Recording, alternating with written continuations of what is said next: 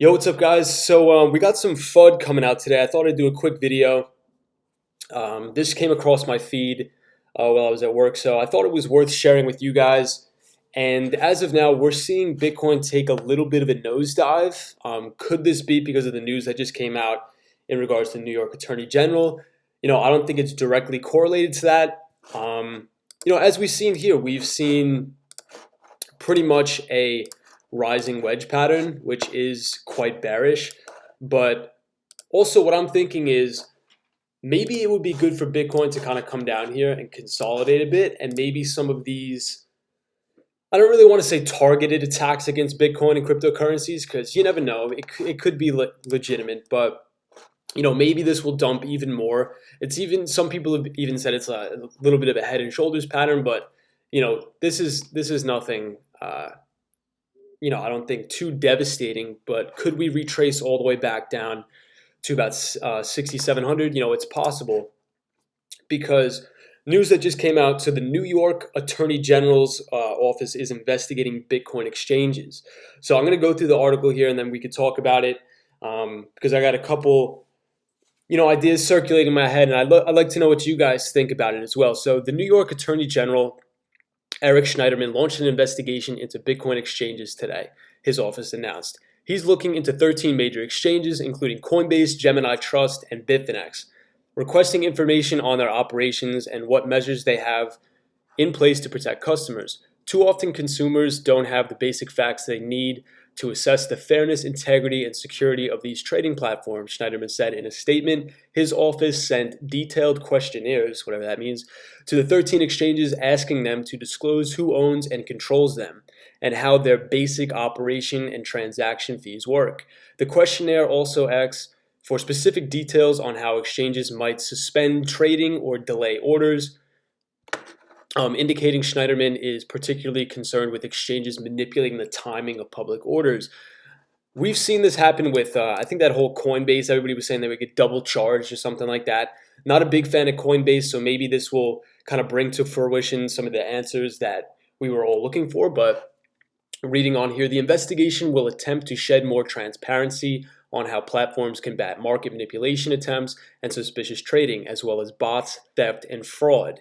Many of the exchanges Schneiderman is targeting, such as Beijing-based Huobi, have headquarters located outside the US, but the Attorney General has jurisdiction over any foreign business operating in New York. Exchanges have been subject to plenty of glitches, robberies, and more.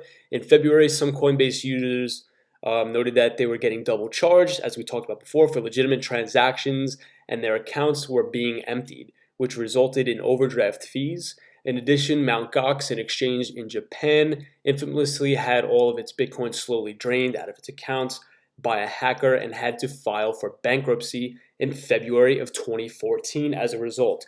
Regulators are tightening up on cryptocurrency policies and updating old literature on the issue. Congress has held a hearing with Coinbase and think tank Coin Center to gain more of an understanding of the topic.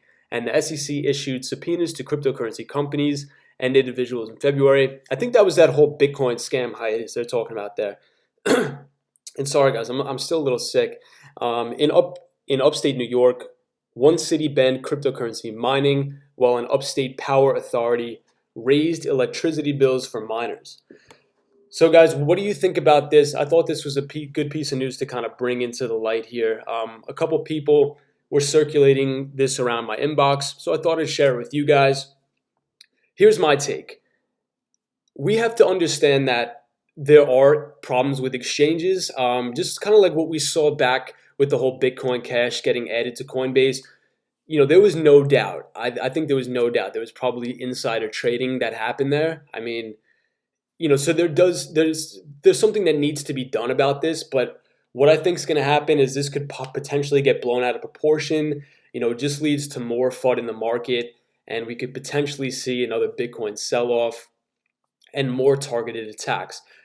Just because the New York Attorney General's office is investigating Bitcoin exchanges, maybe this means that some other Attorney General's office will start investigating these exchanges.